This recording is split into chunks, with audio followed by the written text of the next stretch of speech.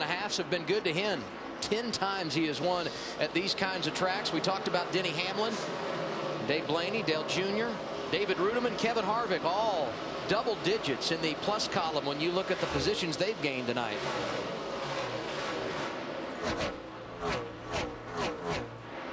Another guy that we should mention, Brad Keselowski, good in practice yesterday. Started in the top 10 and he's hanging there. He won the last mile-and-a-half race a couple of weeks ago at Kansas. Well, 48 has hands full there, getting down on the bottom, trying to look for anywhere that the 22 isn't running to see if he can get any kind of advantage. But he got a little bit loose down there, gathered it up. And that's the hard thing about down there in 1 and 2 with that bump. You know, you can't follow somebody through there. And Jimmy's car is really good. You see, some of these guys are talking about being free getting in the corner. You see Jimmy kind of roll out of it, get to the bottom and pick up the gas, and he closes right there. He's really good right through the center, but when you're running that high line, the momentum you have carries you down the straightaway. How's Jimmy feel about it, Matt?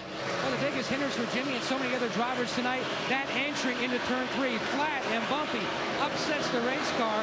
Jimmy said the car is really good down in turns 1 and 2. So Chad Knaus went back to his playbook from practice.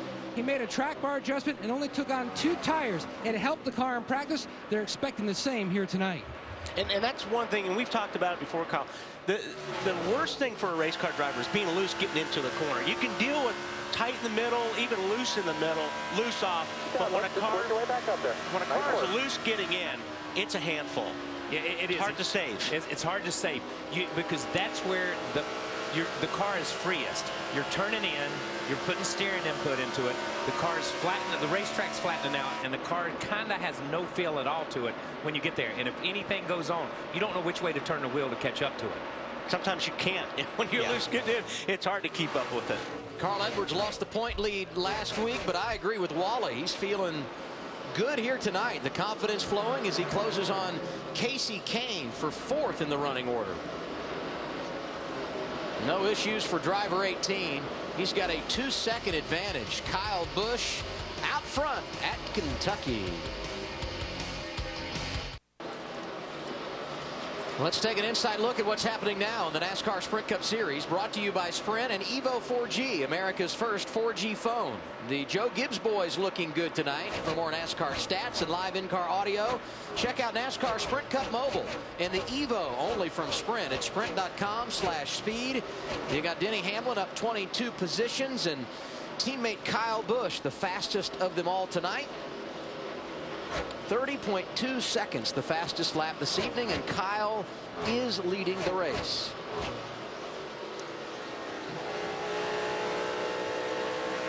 Go on board with driver 18.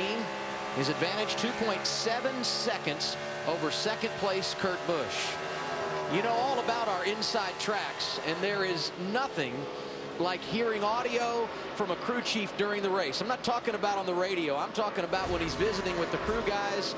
We had some real good stuff under that last caution with Marcus Ambrose crew chief Todd Parrott. Listen in.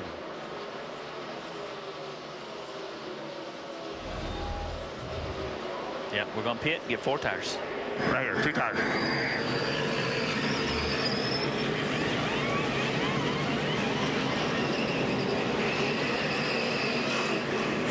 Go, go, go, go, go, go, go, go, go. It was going to take 2 cans. I pulled that one out to try to get in to save some time. I didn't know he was going to go. About 5 gallons short. My bad.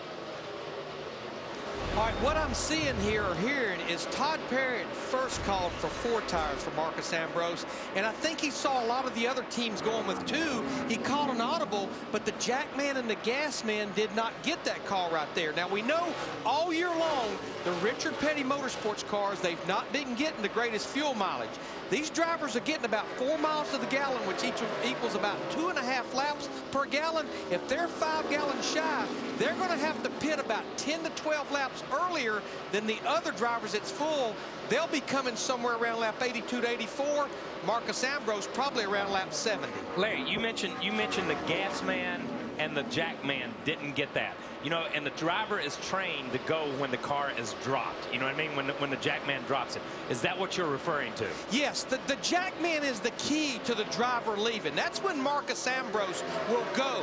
Unless he's been told to wait on a verbal signal, his signal to go is when that car drops, and that's exactly what he did. Marcus Ambrose did right. It's just the jack man and the gas man, I don't think they heard the audible that Todd Parrott called for 2 tires. No doubt about it. Communication always key.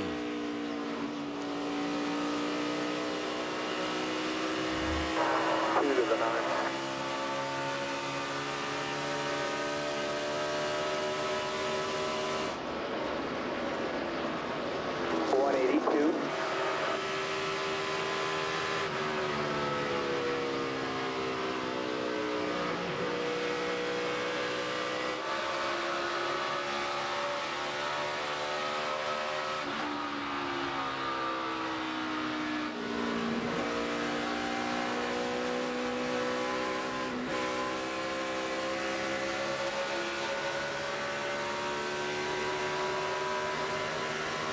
About 8 to Tony now, and these guys waiting.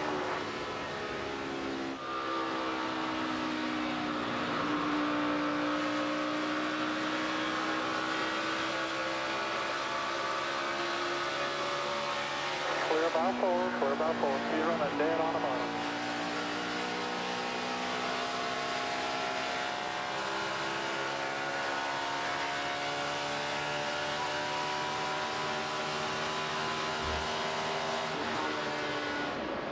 Riding on board with Paul Menard. He's been good in 10th. Nobody as good as Kyle Busch. His advantage right now, 3.3 seconds.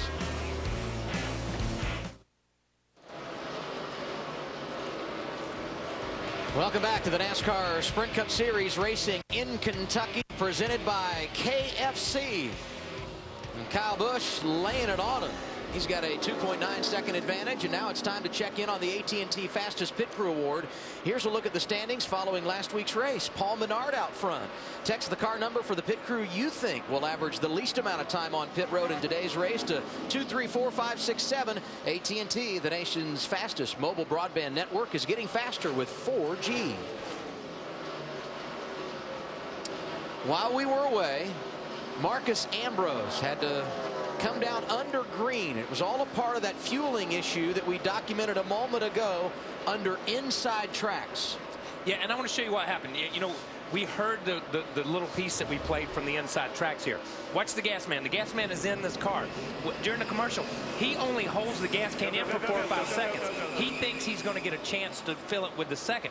4 or 5 seconds, a can drops in probably 8, 9 seconds. So really, he only got half a can, which is only 4 or 5 gallons of fuel. But either way, yeah, even if he got that whole first can in, he's still going to be short. He's still going to be short on fuel. Yeah. But in the meantime, Marcos has come back down pit road because when everybody else has a full tank of gas, he only got maybe 4 or 5 gallons of gas, which is only 10 or 12 laps, whatever it may be. He was 14th when he pitted. Now he has scored 1 lap down in the 35th position. And you saw David Reagan, last week's winner, going around another prospective first-time winner, Paul Menard. They were battling for a position just outside the top 10, and Matt Kenseth trying to rally back into the top 10 as well.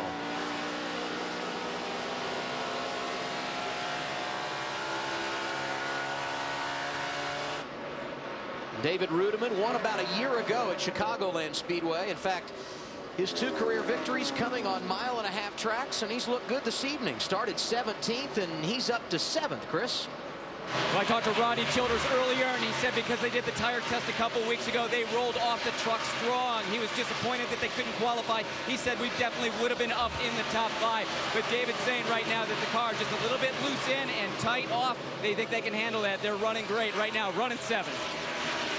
David, one of those 7 drivers that won last season that's yet to experience victory in 2011. And it's just, you know, watching the leaderboard over here, what the times are, it's incredible how close the times are. And it basically top 12 to 15 guys. I mean, it is so close right now. Casey Kane goes around Jimmy Johnson for 3rd. And that reminds me of something, Kyle. You got to be good on the long run. Jimmy passed Casey early in this run, now vice versa. Ralph? 99 is 3 back. Casey Kane is working his way around with this car right now, Adam, but he's talking a lot about the vibration and not just what's coming up out of the racetrack. Apparently, as you'll hear on this audio clip, he's been dealing with vibrations each and every week. Why do these things kind of vibrate so bad every week? I wonder if everybody does, or it's just this. Yeah, I don't know, man. Just have to deal with it best we can there. I don't know. Sucks. Yeah, that's and I don't know what he's looking at. Sometimes, you know, from a driver's perspective, sometimes in the car you feel a vibration, and Wally, I'm sure you felt this. It's the harmonics of the drivetrain. It's the way the alignment is, what degree you run in the rear end, or the gear itself, or the rear end housing, how the drive shaft is mounted, whether it's indexed, how it is, or balanced the right way, how the transmission fits up, and how the engine is bolted together. There's a lot of factors that go into that harmonics, and it's as much a vibration as it is you just kind of feel it. Kyle Busch leading this race, 72 laps in.